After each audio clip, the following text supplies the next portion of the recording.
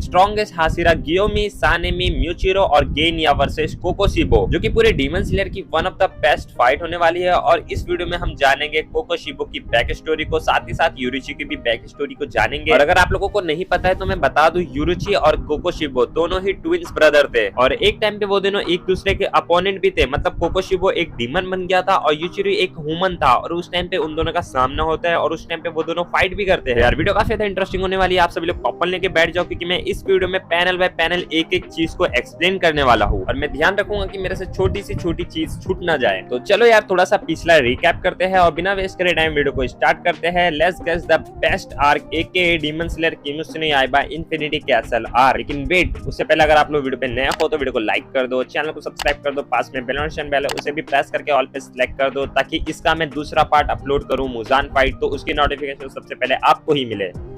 तो last part में हम देखते हैं कि ओबनाई यूज करता है नाकिमे पे ब्रीथ ऑफ द स्नेक का सेकंड फॉर्म स्मॉल पॉइजन को और ये अटैक नाकिमे पर हिट करता नाकिमे इन्फिनिटी कैसल को कंट्रोल करते हुए खुद को बचा लेती है। जिसके बाद हम देखते हैं गियोमी और म्यूचिरो को जो कि इन्फिनिटी कैसल में भाग रहे थे और मुजान के काफी ज्यादा करीब थे और तभी इन्फिनिटी कैसल गियोमी से अलग करके म्यूचिरो को ढकेलते हुए किसी दूसरे कमरे में फेंक देता है और म्यूचिरो जिस रूम में एंटर करता है वो वहाँ पे देखता है अपर मून 1 को कोकोशिबो। कोकोशिबो म्यूचिरो को देख के कहता है कि तुम तो कहीं जाने पहचाने से लग रहे हो और जब म्यूचिरो को पता चलता है कि उसके सामने अपर मून 1 कोकोशिबो है, म्यूचिरो काफी ज्यादा घबरा जाता है। कोकोशिबो जो कि ट्रांसपेरेंट वर्ल्ड को विटनेस कर सकता था, मतलब उसे आर पार देख सकता था, वो म्यूचिरो की बॉडी के अंदर देखता है और मन ही मन सोचता है कि ये बच्चे में कुछ तो अलग बात है। वहीं म्यूचिरो जो कि अपर मून 1 को देख के शॉक था, मन ही मन सोचता है कि ये डीमन बाकी डीमन से कितना ज्यादा अलग है और ये कितना ज्यादा पावरफुल होगा। पावर की बात तो छोड़ो, उसकी प्रेजेंस ही बता रही है कि कोकोशिबो कितना पावरफुल है और साथ ही में वो ये भी देखता है कि इस डीमन के हाथ में तो एक तलवार भी है, मतलब ये एक ब्रीथ यूजर भी है और ये अपनी ह्यूमन लाइफ में एक डीमन स्लेयर भी रह चुका है। और ये देखते ही म्यूचिरो के हाथ कांपने लगते हैं। म्यूचिरो के मन में काफी सारे सवाल आ रहे थे और वो ये सोच रहा था क्या वो ये डीमन को हरा सकता है क्योंकि वो अपर मून 1 कोकोशिबो के सामने अकेला खड़ा था। म्यूचिरो की बॉडी म्यूचिरो को लड़ने से रोकती है क्योंकि उसने अभी तक ऐसी प्रेजेंस को कभी फील नहीं किया था। फिर कोकोशिबो म्यूचिरो का नाम पूछता है जिसपे म्यूचिरो बताता है कि उसका नाम है तोकितो म्यूचिरो। फिर कोकोशिबो समझ जाता है कि अब सुगीकुनी सरनेम एग्जिस्ट नहीं करता है। म्यूचिरो कंफ्यूज हो जाता है कि आखिर ये सुगीकुनी है क्या। पर कोकोशिबो बताता है कि एक लेजेंडरी सरनेम है और जब मैं इंसान था तो मेरा भी सरनेम सुगीकुनी था। और यहाँ पे कोकोशिबो बहुत ही इंटरेस्टिंग चीज को रिवील करता है। वो म्यूचिरो से कहता है कि वो मेरा ही डिसेंडेंट है। डीमन बनने से पहले जो कोकोशिबो की फैमिली थी उसी फैमिली में आगे जाके म्यूचिरो का जन्म होता है और ये सुनने के बाद म्यूचिरो एकदम शॉक हो जाता है। मतलब कि जो कोकोशिबो है वो म्यूचिरो का ही ग्रैंडफादर है। पहले तो म्यूचिरो को यकीन ही नहीं होता है कि वो कोकोशिबो का डिसेंडेंट है और इसी के चलते म्यूचिरो के दिमाग में काफी सारे सवाल चल रहे थे, लेकिन वो खुद को शांत करता है क्योंकि अब फर्क नहीं पड़ता कि वो कोकोशिबो का डिसेंडेंट है, कोकोशिबो उसका अपोनेंट है। जिसकी वजह से वो खुद को शांत करता है और वो कोकोशिबो पे अटैक करने के लिए अपनी तलवार पे हाथ रखता है और इस चीज को कोकोशिबो देख के सोचने में पड़ जाता है कि ये इतने इंटेंस माहौल में भी खुद को शांत कर लिया है और ऐसा एक सुकीगुनी का ही डिसेंडेंट कर सकता है। और तभी म्यूचिरो कोकोशिबो पे अटैक कर देता है ब्रीथ ऑफ मिस्ट का सेकंड फॉर्म लेयर मिस्ट को। ऐसे तो ये अटैक काफी ज्यादा पावरफुल था लेकिन कोकोशिबो उसे बिना किसी दिक्कत के इजीली डॉज कर लेता है और साथ ही म्यूचिरो की तारीफ भी करता है कि ये अटैक सच में एक पावरफुल अटैक था और ऐसा अटैक तो सिर्फ मेरा डिसेंडेंट ही कर सकता है। और इसके बाद म्यूचिरो कोकोशिबो पर एक और अटैक करता है बीस्ट ऑफ ब्रीथिंग का fifth form sea of clouded mist, जो कि फिर से काफी ज्यादा पावरफुल अटैक था लेकिन कोकोशिबो उसे बिना किसी दिक्कत के इजीली डॉज कर लेता है। कोकोशिबो पावरफुल तो है ही, साथ ही उसका एक्सपीरियंस भी बहुत ज्यादा है। वो म्यूचिरो को देख के कहता है कि मुझे लगता है कि तुम अभी 14 साल के हो और इतनी कम उम्र में अच्छी टेक्निक जो कि सच में काफी बेहतर है और वो साथ ही मेंटली भी स्ट्रॉन्ग है। और कोकोशिबो ये भी कहता है कि आज भी तुम्हारे अंदर मेरा खून है। जिसके बाद म्यूचिरो डीमन स्लेयर मार्क को अनलॉक करता है और कोकोशिबो को जवाब देते हुए कहता है कि वो भले ही तुम्हारा डिसेंडेंट होगा लेकिन इतने सालों बाद उसकी खून की एक भी बूंद मेरे अंदर नहीं है। वो ये देख के हैरान था कि इतने सालों बाद किसी ने डीमन स्लेयर मार्क को अनलॉक किया है। तभी म्यूचिरो अपना ब्रीथ ऑफ बीस्ट का 7th फॉर्म हेज को यूज करता है और वो अटैक इतना ज्यादा स्मूथ और इतना ज्यादा पावरफुल था जितना कि कोकोशिबो ने भी एक्सपेक्ट नहीं किया था। लेकिन उस अटैक को भी कोकोशिबो इजीली डॉज कर लेता है और म्यूचिरो का अटैक कोकोशिबो को हिट नहीं करता है। लेकिन इस टाइम तक कोकोशिबो म्यूचिरो के साथ खेलना बंद कर देता है और अपनी तलवार को निकालता है और यूज करता है breath of the moon first form dark moon evening shine को, जिससे वो म्यूचिरो का एक हाथ काट देता है। और ये देख के म्यूचिरो काफी ज्यादा पैनिक मोड में आ जाता है क्योंकि अपर मून 1 ब्रीथिंग स्टाइल को भी यूज कर सकता है। लेकिन म्यूचिरो खुद को संभालता है और अपने कपड़े से थोड़ा सा टुकड़ा फाड़ता है और अपने हाथ पे बांधते हुए कोकोशिबो कोकोशिबो के ऊपर अटैक कर देता है। कोकोशिबो म्यूचिरो की तलवार को पकड़ लेता है और उसी की तलवार को गोल घुमा के म्यूचिरो की चेस्ट में घुसाते हुए एक पिलर में टांग देता है म्यूचिरो को। म्यूचिरो के टैलेंट को देखते हुए कोकोशिबो म्यूचिरो को एक ऑफर करता है कि वो उसे एक डीमन बना देगा और म्यूचिरो इजीली एक अपर मून डीमन बन जाएगा। कोकोशिबो म्यूचिरो को बताता है कि अगर वो ये डीमन वाला ऑफर एक्सेप्ट कर लेगा और एक डीमन बन जाएगा तो उसका हाथ भी रीजनरेट हो जाएगा और उसका कमाल का टैलेंट भी वेस्ट नहीं होगा। और साथ ही कोकोशिबो म्यूचिरो को बोलता है कि अगर तुम्हें मुसान ने एक्सेप्ट कर लिया तो तुम्हें किसी चीज से डरने की जरूरत नहीं है। म्यूचिरो जिसके चेस्ट में तलवार घुसा हुआ था उसे समझ नहीं आ रहा था कि वो यहाँ से निकले कैसे। फिर हम देखते हैं गेनिया को जो कि कोकोशिबो के घर में एंटर करता है और पीछे से कोकोशिबो के ऊपर अपने गन से हमला करने की कोशिश करता है और जैसे ही गेनिया कोकोशिबो के ऊपर फायर करता है कि तभी कोकोशिबो गेनिया के पीछे आ जाता है और गेनिया को एकदम बैड इस तरीके से बोलता है, मैंने म्यूचिरो को सही कहा ना। फिर गेनिया को रियलाइज होता है कि वो गोली चला पाता उससे पहले ही कोकोशिबो ने उसके हाथ को काट दिया था। और ये देख के म्यूचिरो और गेनिया काफी ज्यादा घबरा जाते हैं। गेनिया अपनी तलवार को निकाल के कोकोशिबो के ऊपर हमला करने की कोशिश करता है लेकिन कोकोशिबो उसका दूसरा हाथ भी काट देता है। और तभी गेनिया रियलाइज करता है कि कोकोशिबो ने उसके दोनों हाथ को ही नहीं उसकी आधी बॉडी को भी काट दिया है, जिस वजह से गेनिया का काफी ज्यादा खून पानी की तरह बहने लगता है। ये देख के म्यूचिरो अपनी पूरी ताकत लगा लेता है खुद को बाहर निकालने के लिए, लेकिन म्यूचिरो इस टाइम तक इतना ज्यादा थक जाता है कि वो कुछ भी नहीं कर पा रहा था। कोकोशिबो को ये देखने के बाद काफी ज्यादा अजीब लगता है कि गेनिया की आधी बॉडी कटने के बाद भी गेनिया अभी तक नहीं मरा। फिर उसे याद आता है 300 साल पहले एक इंसान की जो कि गेनिया की तरह ही डीमंस को खाया करता था, लेकिन कोकोशिबो ने उसे बीच से काटा था तो वो मर गया था। जो कि गेनिया अभी तक नहीं मरा है तो शायद उसे इसका गला काटना पड़ेगा क्योंकि मेरे पास और कोई ऑप्शन नहीं है, क्योंकि मैं तुम्हारी तरह फेक डीमंस को जिंदा नहीं छोड़ सकता। कोकोशिबो अपनी तलवार को निकालता है गेनिया का गला काटने के लिए, लेकिन तभी वहां पे सानिमी आ जाता है और अपने विंड ब्रीथिंग फोर्थ फॉर्म से कोकोशिबो को पीछे हटने पर मजबूर कर देता है। सानिमी कोकोशिबो से कहता है कि वो अपर मून को मारेगा और उसका सर धड़ से अलग कर देगा। इसके बाद सानिमी अपने छोटे भाई गेनिया से कहता है कि मैंने तुम जैसा बेवकूफ इंसान आज तक नहीं देखा, ताकि तुम लोग जिंदा रह सको इसलिए मैंने मेरी माँ को भी मार दिया था। फिर गेनिया को तांजिरो की एक बात याद आती है जिसमें तांजिरो ने गेनिया से कहा था कि उसने सानिमी के पास से कुछ भी नफरत जैसी चीजों को स्मेल नहीं किया। इसका मतलब यह है कि सानिमी गेनिया से नफरत नहीं करता है, बल्कि सानिमी तो सबसे ज्यादा प्यार करता है। सानिमी गेनिया से कहता है कि मैं तो बस ये चाहता था कि तुम एक नॉर्मल लाइफ जियो जिसमें तुम्हारी शादी हो, तुम्हारे बच्चे हो और एक दिन तुम बूढ़े हो जाओ और अपनी फैमिली से इतना प्यार करो जितना तुम हम सभी से नहीं कर पाए, लेकिन फिर भी तुमने डीमन स्लेयर बनने का रास्ता चुना। लेकिन जो भी हो वो किसी भी डीमन को अपने छोटे भाई को हाथ लगाने नहीं देगा और तुम्हारी हिम्मत भी कैसे हुई मेरे भाई को हाथ लगाने की। फिर सानिमी कोकोशिबो को गाली देते हुए कहता है कि तुम मरो और ये सुन के गेनिया रोने लगता है। वहीं कोकोशिबो कहता है कि 2 डीमन स्लेयर भाइयों को देख के मेरी तो याद ही ताजा हो गई। इसके बाद सानिमी कोकोशिबो के ऊपर हमला करने के लिए आगे बढ़ता है तो कोकोशिबो भी अपनी तलवार को स्विंग करता है, लेकिन सानिमी कोकोशिबो के पैर के नीचे से कोकोशिबो के अटैक को डॉज करते हुए यूज करता है वाइल्ड ब्रीथिंग का फर्स्ट फॉर्म डस्ट वाइल्ड। इस अटैक को डॉज करने के लिए कोकोशिबो हवा में जंप मारता है और फिर कोकोशिबो और सानिमी की तलवार मिलती है और सानिमी कोकोशिबो की तलवार को देख के सबसे पहला उसका रिएक्शन ये होता है कि ये तलवार कितनी ज्यादा घिनौनी है, क्योंकि जो कोकोशिबो की तलवार थी उसके ऊपर पैटर्न्स बने हुए थे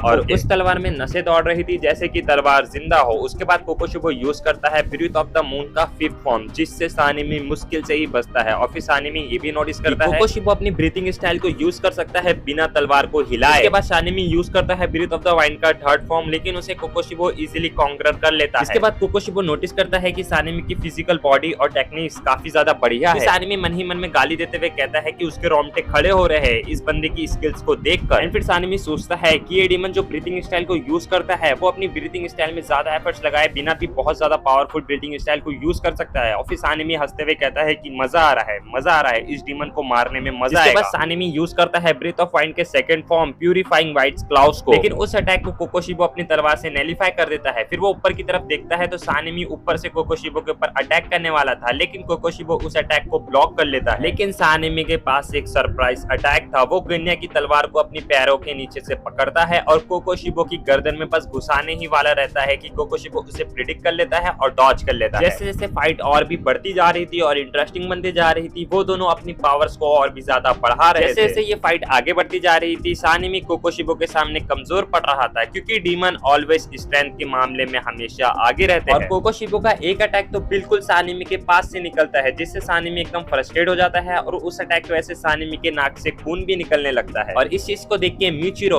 और गेनिया दोनों ही काफी ज्यादा परेशान हो जाते हैं, क्योंकि एंड एक लोअर डीमन से ही एक हाशिरा नहीं जीत सकता, फिर तो ये अपर मून है। कोकोशिबो को याद आता है कि उसने एक और विंड हाशिरा से फाइट की थी सैन गोकू एरा में, और वो भी सानिमी की जितना ही पावरफुल था। फिर कोकोशिबो यूज करता है ब्रीथ ऑफ द मून का 6th solitary moon in the internal night Avik. और ये अटैक सानेमी को हिट कर जाता है और उधर के जितने भी बैम्बूज होते हैं वो सारे भी कट जाते हैं। ये अटैक इतना ज्यादा पावरफुल होता है, सानेमी के शरीर पे काफी गहरे कट्स को छोड़ देता है। केनिया जो कि इस अटैक को देख के काफी ज्यादा हैरान था, वो अपने भाई को देख ही नहीं पा रहा था क्योंकि बैम्बूज की वजह से पिलर उसके सामने ही गिर गया था, जिस वजह से वो अपने भाई को नहीं देख पा रहा था। कोकोशिबो कहता है कि ये बैटल कुछ टाइम ही बाद खत्म हो जाएगा, क्योंकि अगर सानेमी अपने आप को मूव करेगा तो उसकी बॉडी कट के जमीन पर गिर जाएगी। और फिर कोकोशिबो को थोड़ा सा अजीब लगता है और वो सानेमी की तरफ देखता है तो सानेमी हंसने लगता है। वो कोकोशिबो से कहता है कि मेरा जो खून है वो काफी ज्यादा रेयर है और सभी डीमंस इसको खाना चाहते हैं। और फिर सानेमी कोकोशिबो के ऊपर हमला कर देता है और फिर सानेमी हंसते हुए कहता है कि मेरा जो खून है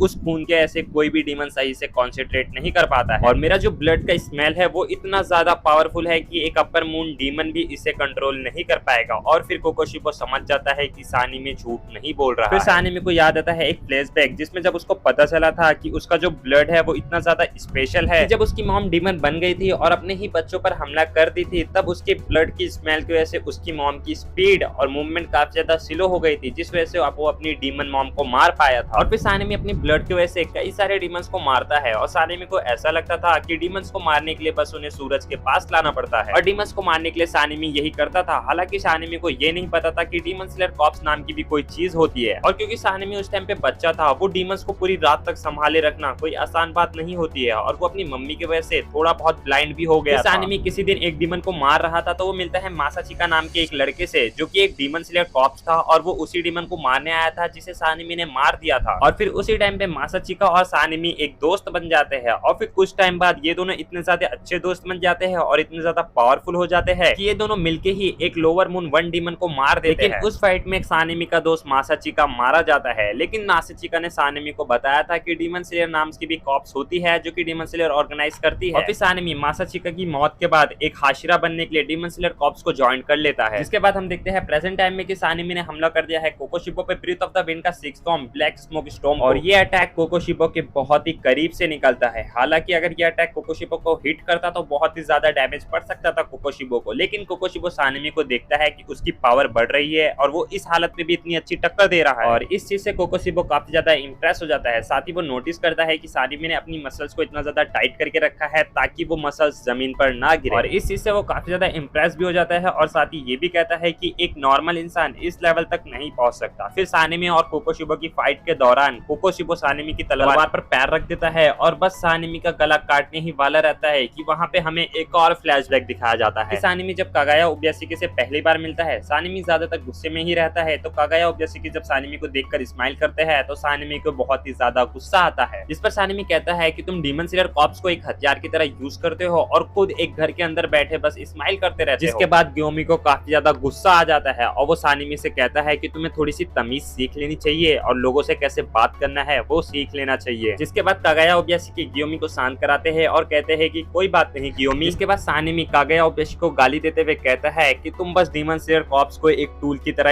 यूज करते हो और तुम अगर सच में एक डीमन स्लेयर के लीडर हो तो तुम इस तलवार को चला के बताओ। इस पर कागाया ओब्याशिकी बोलते हैं कि आई एम सॉरी, मैं इतनी कमजोर बॉडी के साथ पैदा हुआ हूँ कि मैं एक तलवार को 10 से भी ज्यादा बार नहीं घुमा सकता हूँ। मैं 10 बार ही तलवार को घुमाता हूँ तो मेरी पल्स हाई होने लगती है और मेरी सांसें भी ऊपर नीचे होने लगती है। और उसके आगे कागाया ओब्याशिकी कहते हैं कि वो फिजिकली किसी भी काम के नहीं है क्योंकि वो किसी भी इंसान को प्रोटेक्ट नहीं कर सकते, लेकिन उससे जितना होगा वो उतना करने की कोशिश करेंगे। और ये भी कहते हैं कि अगर वो मारे भी जाए तो कोई फर्क नहीं पड़ता क्योंकि उसकी जान की कोई भी वैल्यू नहीं है। और ये सुन के सानेमी को उसकी मॉम की याद आने लगती है और उसे ऐसा फील होता है कि जैसे उसके गाल पे कोई हल्के हाथ से हाथ रख रहा है और एकदम पेरेंट्स जैसा प्यार कर रहा है। इसके बाद कागाया ओब्याशिकी सानेमी से पूछते हैं कि ये तुम्हारा फर्स्ट टाइम है हाशिरा मीटिंग, तो शायद इसलिए तुम्हें मुझसे मिसअंडरस्टैंडिंग हो गई है। कागाया ओब्याशिकी कहते हैं कि सानेमी मैं तो बस ये चाहता हूँ कि तुम लोगों को मदद करो, पीपल्स को प्रोटेक्ट करो एज अ पिलर, यानी कि एक हाशिरा की तरह। शायद मेरी ही गलती है कि मैंने मिचाक्सु की मौत के बाद इतने जल्दी सानेमी को बुला लिया एक हाशिरा बनने के लिए। जिस पर सानेमी शॉक हो जाता है कि इन्हें एक नॉर्मल डीमन स्लेयर का नाम कैसे याद है। जिस पर शिनोबु की बड़ी बहन कानाए कहती है कि कागाया ओब्याशिकी को सारे डीमन स्लेयर्स के नाम याद है। और फिर उसके बाद कागाया ओब्याशिकी खड़े होते हैं और सानेमी के पास जाके सानेमी को एक लेटर देते हैं, जो कि लेटर था मासाचिका का। मासाचिका बताता है कि उसका एक छोटा भाई भी था जो कि डीमन के हाथों मारा गया था और उसका छोटा भाई उसको दिखता था सानेमी के अंदर। और इस लेटर को पढ़ने के बाद सानेमी के मुंह से एक भी शब्द नहीं निकलता। मासाचिका और कागाया ओब्याशिकी का दोनों का मानना सेम था कि लोग अपनी आखिरी लाइफ तक जिए और आखिरी सांस तक जिए और बिना मौत के ना मरे। ये सब सब चीज सोचते हुए सानेमी को गेनिया की भी याद आती है और उसके आंख से आंसू आने लगते हैं। फिर हम देखते हैं प्रेजेंट टाइम में कोकोशिबो जो कि सानेमी की गर्दन को बस काटने वाला ही रहता है, सानेमी गेनिया की गन को बीच में अड़ा देता है और खुद को प्रोटेक्ट भी कर लेता है और कोकोशिबो के मुंह पे ही शूट कर देता है। लेकिन कोकोशिबो अपनी तलवार से उस गोली को अपने मुंह पे लगने से पहले ही रोक लेता है। इसके बाद कोकोशिबो यूज करता है ब्रीथ ऑफ द मून के third form death moon of abandonment chain को, लेकिन ये अटैक सानेमी को हिट करता उससे पहले सानेमी उस जगह से गायब हो जाता है। और फिर एंट्री होती है गियोमी की। कोकोशिबो गियोमी को देख के एकदम शॉक रह जाता है। गियोमी सानेमी से कहता है कि अपने घाव पे टाके लगा लो जब तक मैं इस डीमन को संभालता हूँ, जिस पर सानेमी को टाके लगाने के लिए टाइम चाहिए। इस चीज के लिए माफी मांगते हुए हाँ कहता है। गियोमी फाइट के लिए तैयार होने लगता है और कोकोशिबो देख के समझ जाता है कि ये बंदा काफी ज्यादा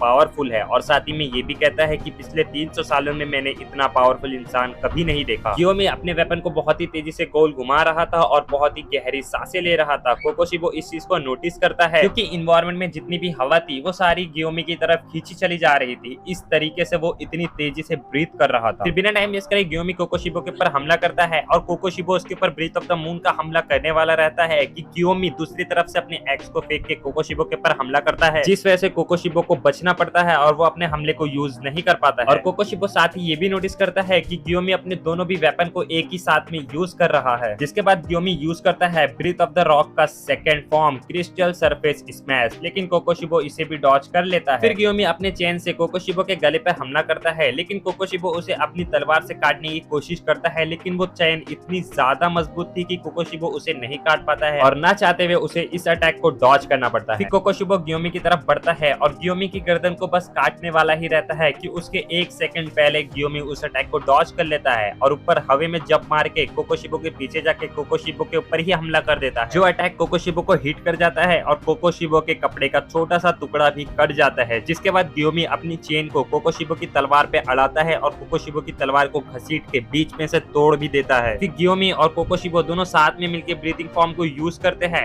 गियोमी यूज करता है ब्रीथ ऑफ द रॉक का फोर्थ फॉर्म और कोकोशिबो यूज करता है ब्रीथ ऑफ द मून का सेकंड फॉर्म। और ये अटैक बहुत ही ज्यादा पावरफुल था। जब दोनों ही अटैक मिलते हैं तो एक बहुत ही पावरफुल अटैक बनता है और ये दोनों भी अटैक एक दूसरे के अटैक को लगभग डॉज कर लेते हैं। और इधर कोकोशिबो रिवील करता है कि वो अपनी तलवार को भी रीजनरेट कर सकता है और ये चीज एक्सपेक्ट नहीं किया था गियोमी ने, जिसकी वजह से उसके चेहरे पे एक बहुत ही बड़ा कट भी आ जाता है। इसके बाद कोकोशिबो कहता है कि अगर तुम मुझे मार भी दो तो भी मैं अपनी बॉडी को रीजनरेट कर सकता हूँ, लेकिन अगर मैं तुम्हें मार दूं तो तुम अपनी बॉडी को रीजनरेट नहीं कर सकते हो। जिसके बाद गियोमी गुस्से में कहता है कि ये चीज मैंने बचा के रखी थी मुजान के लिए, लेकिन तुम मेरे सोच से ज्यादा पावरफुल हो। जिसके बाद गियोमी अनलीश करता है अपना अनलॉक करता है अपने डीमन स्लेयर मार्क। और इससे पहले कि हम वीडियो में आगे बढ़े, आप लोग वीडियो को लाइक कर दो और चैनल को भी सब्सक्राइब कर दो, क्योंकि आप लोगों को वीडियो पसंद आ रही है, इसलिए आप लोग अभी तक वीडियो को वॉच कर रहे हो। और मैं माफी चाहता हूँ कि मैं वीडियो के बीच में आ गया। तो डीमन स्लेयर मार्क को अनलॉक करता है गियोमी। जिसके बाद हम देखते हैं कानाओ और इनोस्के को, जो कि ज़ेनात्सु और मुराता से मिलते हैं, जिन्होंने अभी अभी अपनी फाइट को कंप्लीट किया है। ज़ेनात्सु जो कि इन्फिनिटी कैसल में जब एंट्री कर रहा था तो उसके फेस पे बहुत ही सीरियस एक्सप्रेशन था और हमें लगता था कि अब फनी एक्सप्रेशन हमें ज़ेनात्सु के फेस पे नहीं देखने को मिलेंगे, पर हम देख सकते हैं काइगाकू को मारने के बाद ज़ेनात्सु फिर से नॉर्मली हो गया और उसके फेस पे जो एक्सप्रेशंस आ रहे हैं वो भी काफी फनी टाइप के लग रहे हैं। फिर उसके बाद हम देखते हैं म्यूचिरो, जो कि अपने चेस्ट के अंदर घुसी हुई तलवार को एक हाथ से निकालता है और उसे ये करने में बहुत ज्यादा ही दर्द होता है। वो तलवार को निकालने के बाद जमीन पे गिर जाता है और उसे ऑफ कोर्स ये तलवार को ही निकालना था, क्योंकि वो ज्यादा देर तक उधर पे लटका नहीं रह सकता। म्यूचिरो जमीन पर गिरने के बाद दर्द से करारते हुए अपने कपड़े का छोटा सा टुकड़ा काटता है और अपने जख्म पे बांध देता है। और म्यूचिरो को पता था कि वो ऐसी हालत में वो ज्यादा देर तक बैटल पे नहीं टिक पाएगा, लेकिन उससे जो भी होगा वो करने की कोशिश करेगा। ये सोचते हुए म्यूचिरो अपनी तलवार को उठाता है और कोकोशिबो के ऊपर हमला करने के लिए आगे बढ़ता है। तो तभी उसे गेनिया आवाज देता है और वो म्यूचिरो से कहता है कि क्या तुम मुझे कोकोशिबो के बाल उठा के दे सकते हो, जिसे खा के वो अपने बॉडी को रीजनरेट कर सकता है और वो भी इस फाइट में शामिल होना चाहता है। फिर हमें दिखाया जाता है गियोमी और कोकोशिबो का इपिक फेस ऑफ, जिसमें कोकोशिबो बोलता है क्या तुमने भी अपने मार्क को अनलॉक कर दिया है और देखने से तुम 27 साल के लगते हो। और कोकोशिबो को एक्सपीरियंस से पता था कि जो भी डीमन स्लेयर मार्क को अनलॉक करता है वो ज्यादा से ज्यादा 25 साल तक जीता है, तो इस हिसाब से गियोमी भी 24 घंटे बाद मारा जाएगा। और फिर कोकोशिबो कहता है कि क्या मतलब जब तुमने इतनी सारी मेहनत करी और अपनी बॉडीज को इतना ज्यादा पावरफुल बनाया, लेकिन डीमन स्लेयर मार्क अनलॉक करने की वजह से तुम मारे जाओगे और तुम्हारी मेहनत, टैलेंट और तुम्हारा पावर दोनों भी वेस्ट हो जाएंगे। क्या तुम्हें इस चीज का पछतावा नहीं होगा? इसके बाद गियोमी कहता है कि नहीं, मैं डीमन स्लेयर मार्क के बारे में पहले ही जानता हूँ और मेरी लाइफ में ऐसा क्या है जिस चीज से मैं पछताऊंगा, और अगर तुम्हारी इस तरह की सोच है तो तुम जैसा इंसान कभी भी एक हाशिरा नहीं बन सकता। और ये कहते हुए गियोमी को काफी ज्यादा गुस्सा आ रहा था। जिसके बाद कोकोशिबो कहता है कि अगर तुम एक डीमन बन जाओ तो तुम और भी ज्यादा पावरफुल हो जाओगे और अपनी अपनी बॉडी और टेक्निक को भी बचा सकते हो। इतनी छोटी सी बात तुम्हें समझ में क्यों नहीं आ रही? इसके बाद ग्योमी कहता है कि मुझे इस चीज को समझना भी नहीं है। अगर तुम एक इंसान बन के जी रहे हो तो मरो भी एक इंसान बन के। और अगर तुम्हारा दुनिया को देखने का नजरिया ऐसा है तो तुम इसे अपने पास ही रखो। इसके बाद ग्योमी कहता है कि तुमने जो बात अब भी करी उसमें से एक बात तुमने झूठ भी कहा। कोकोशिबो शौक होते हुए कहता है कि मैंने तो कुछ भी झूठ नहीं कहा। इसके बाद ग्योमी कहता है कि एक इंसान ऐसा भी था जिसने इस डीमन स्लेयर मार्क को अनलॉक करने के बाद भी 25 यानी कि 25 साल से भी ज्यादा जिया था। कोकोशिबो ये सुन के समझ जाता है। ग्योमी हंसते हुए कहता है कि लगता है तुम समझ गए हो। इसके आगे ग्योमी कुछ कहता कि कोकोशिबो ग्योमी के एकदम पास आ जाता है। फिर कोकोशिबो ग्योमी का गला बस काटने वाला ही रहता है कि ग्योमी उसे अपनी चैन से ब्लॉक कर लेता है और अपने स्टोन ब्रीथिंग को यूज करके खुद को प्रोटेक्ट भी कर लेता है। जिसके बाद हम देखते हैं सानिमी को, जिसने अपनी चोट पे टाके लगा भी लिए और बैटल के लिए रेडी भी हो गया और साथ ही उसने अपने डीमन स्लेयर मार्क को भी अनलॉक कर लिया है। और ग्योमी और कोकोशिबो की फाइट चल रही थी कि बिना टाइम वेस्ट करे सानिमी भी फाइट में हिस्सा लेते हुए कोकोशिबो के ऊपर हमला कर लेता है, लेकिन कोकोशिबो उसे इजीली डॉज कर लेता है और साथ ही ये भी नोटिस करता है कि आज के सभी हाशिराज के पास डीमन स्लेयर मार्क है। जब सानिमी कोकोशिबो के ऊपर हमला करता है तो ग्योमी पीछे से अपने वेपन से कोकोशिबो के सर पे हमला करता है, लेकिन कोकोशिबो उसे डॉज कर लेता है। फिर सानिमी और ग्योमी दोनों मिलकर कोकोशिबो के ऊपर हमला करते हैं। इसके बाद सानिमी बताता है कि ग्योमी और मैंने कई घंटों तक साथ में प्रैक्टिस की है, जिस वजह से वो दोनों एक साथ मिलकर ही स्मूथली तरीके से अपने अटैक को यूज कर सकते हैं। और उसके बाद हम देखते हैं गेनिया और म्यूचिरो को। म्यूचिरो जो कि गेनिया के लिए कोकोशिबो के बाल उठा के लेके आ जाता है और गेनिया उसे खा के जल्दी ही हील हो जाता है। फिर गेनिया सोचता है कि वो कोकोशिबो की टूटी हुई तलवार को भी खा लेगा तो वो और भी ज्यादा पावरफुल हो जाएगा। और फिर गेनिया को एक बहुत ही डरावनी आवाज सुनाई देती है, जो की आवाज रहती है मुजान की, जो कि कोकोशिबो से पूछ रहा था कि उसने अभी तक कितने हाशिराज को मार दिया है और ध्यान रहे कि कोई भी हाशिरा मुजान के करीब ना आ सके। और मुजान की आवाज सुनकर गेनिया काफी ज्यादा घबरा जाता है और म्यूचिरो जिधर से गेनिया की बॉडी कटी रहती है उसके बीच में एक पट्टी बांध देता है। और वहीं पे कोकोशिबो ग्योमी और सानिमी की फाइटिंग स्टाइल को देख के काफी ज्यादा इंप्रेस हो जाता है। वो सबसे ज्यादा इंप्रेस होता है ग्योमी से, क्योंकि ग्योमी अंधा होने के बाद भी उसके वेपन ग्योमी को बता देते हैं कि इन्वायरमेंट में क्या चीजें हो रही है। और वो अपने वेपन को फेंकने के बाद वेपन से जो भी वाइब्रेशन निकलती है उस चीज से वो अंदाजा निकाल लेता है कि उसका अपोनेंट कितनी दूरी पर है और उसी वाइब्रेशन से वो हो रहे पूरे इन्वायरमेंट की पिक्चर अपने दिमाग में बना पाता है। और फिर कोकोशिबो सोचता है कि उसे सानिमी की तलवार पे अटैक करना चाहिए और सानिमी की तलवार को तोड़ देना चाहिए और वो वैसा ही करने की कोशिश करता है, लेकिन सानिमी झट से एक्शन लेते हुए कोकोशिबो की तलवार को ही जमीन पर लगा देता है। और फिर वो कोकोशिबो के गले पे एम करता है, लेकिन कोकोशिबो उसे डॉज कर लेता है। फिर भी कोकोशिबो के कई सारे बाल कट जाते हैं। सानिमी का डीमन स्लेयर मार्क अनलॉक होने के बाद कोकोशिबो समझ जाता है कि सानिमी अब पहले से काफी ज्यादा पावरफुल हो गया है। सानिमी के अटैक को कोकोशिबो डॉज करके संभल पाता कि ग्योमी अपने एक्स से कोकोशिबो के ऊपर हमला करता है और उसका एक कान काट देता है। और इसी चीज को देखते हुए सानिमी कोकोशिबो के ऊपर विंड ब्रीथिंग का हमला करता है, लेकिन कोकोशिबो उसे डॉज कर लेता है। इसके बाद सानिमी और ग्योमी एक कॉम्बिनेशन अटैक करते हैं, जिसमें सानिमी यूज करता है ब्रीथ ऑफ द वाइंड का 7th फॉर्म और ग्योमी यूज करता है ब्रीथ ऑफ द रॉक का 1st फॉर्म। और ये दोनों अटैक कॉम्बो होकर बहुत ही ज्यादा पावरफुल अटैक बन जाते हैं, लेकिन वो सिर्फ कोकोशिबो के कपड़े को ही फाड़ पाते हैं। और इस अटैक को करने के बाद जब हम ग्योमी और सानिमी को देखते हैं तो उनके शरीर पे सिर्फ कट ही कट आ जाते हैं, क्योंकि कोकोशिबो ने अपनी तलवार को और भी ज्यादा पावरफुल बना दिया था। और वो गुस्से में कहता है कि अगर वो ग्योमी और सानिमी को मार देगा तो बाकी हाशिराज को मारना काफी ज्यादा आसान हो जाएगा। और इधर पे हमें कोकोशिबो की तलवार का एक नया ही लुक देखने को मिलता है, जो कि काफी ज्यादा भयानक लग रहा होता है। और इसी पैनल के साथ अनफॉर्चुनेटली मुझे इस वीडियो को इधर पे ही एंड करना पड़ेगा। हाँ, मैं जानता हूँ आप लोग मुझे मन ही मन में गाली दे रहे हो, क्योंकि इतनी इंटरेस्टिंग फाइट के बीच में मैं वीडियो को एंड कैसे कर सकता हूँ। तो यार मेरे को वीडियो पूरा कंप्लीट करने का मन था, बट मेरा डिवाइस इतनी बड़ी वीडियो को सपोर्ट नहीं कर पाएगा, इसलिए मुझे इस वीडियो को यहीं पे एंड करना पड़ेगा। यार चलो आप लोग का टाइम बिना वेस्ट करे वीडियो को एंड करते हैं, लेकिन वीडियो को लाइक कर दो और चैनल को भी सब्सक्राइब कर दो और बेल नोटिफिकेशन बेल है उसे भी प्रेस करके ऑल पे सिलेक्ट कर दो, क्योंकि इस वीडियो को अपलोड करते ही मैं उसका दूसरा पार्ट भी रिकॉर्ड करना स्टार्ट कर दूंगा और मुझसे जितना हो सके मैं उतने जल्दी उस वीडियो को भी अपलोड कर दूंगा।